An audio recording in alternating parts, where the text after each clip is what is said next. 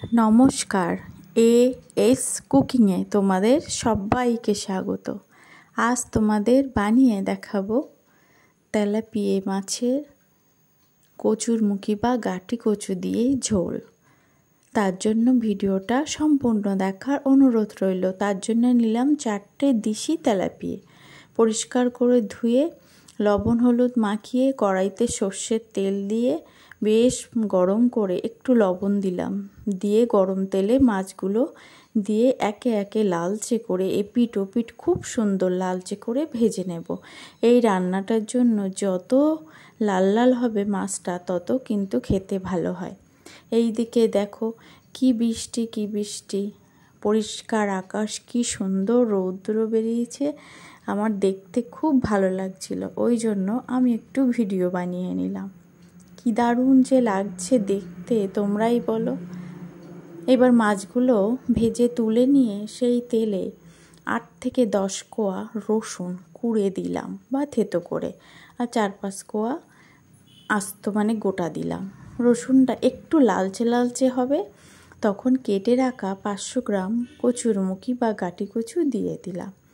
দিয়ে এই রসুনের সাথে লবণ হলুদ দিয়ে সুন্দর করে লো আছে এটাকে বেশ সুন্দর করে ভেজে নেব। যত ভাজবো গাটি কচু বা কচুরমুখীটা সিদ্ধটা দারুণ হবে আর গলে যাবে, দারুণ মোমের মতো গলে যায় এইভাবে কচুরমুখী বা গাটি কচু রান্না করলে। সুন্দর করে লো আছে এটাকে ভেজে নেব। ভিডিওটা ভালো লাগলে অবশ্যই লাইক শেয়ার কমেন্ট করে জানিও কেমন হলো, আর সাবস্ক্রাইব করে পাশে থাকার অনুরোধ রইল সকল বন্ধুদের। আমিও চেষ্টা করি সবার পাশে থাকতে। বেশ লালচে করে ভাজা হয়ে গেছে, অল্প সিদ্ধ হয়ে এসছে। এবার পরিমাণ মতো দেব গরম জল। জলটা দিয়ে ঢেকে কিছুক্ষণ এটাকে রান্না করে নেব।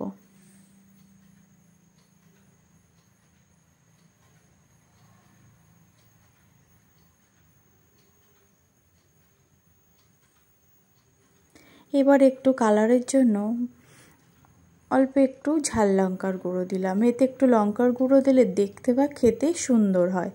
দিয়ে আরেকটু ঢেকে দিলাম, দিয়ে ঢাকনা খুলে মুখিটা একদম সিদ্ধ হয়ে আসছে। এমতো অবস্থায় ভেজে রাখা মাছগুলো দিয়ে দেব, দিয়ে 6-7টা চেরা কাঁচা লঙ্কা দেব, দিয়ে আর কিছুক্ষণ রান্না করে নেব। রান্না করে কটা লঙ্কা বেশ ফাটিয়ে বা গলিয়ে দেব, দিয়ে লবণ ঝালটা ঠিক মতো চেখে নিয়ে অল্প দেব গোলমরিচ গুঁড়ো আর অল্প দেব গরম মশলার গুঁড়ো।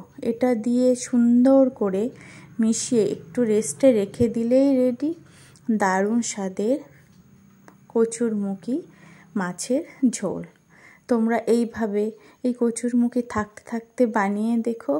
গরম গরম ভাত দিয়ে এটা পেলে আর কিছু লাগবে না। দেখতে যেমন সুন্দর, খেতে অসাধারণ হয়। একবার বানিয়ে কমেন্টে আমাকে জানিও কেমন হলো।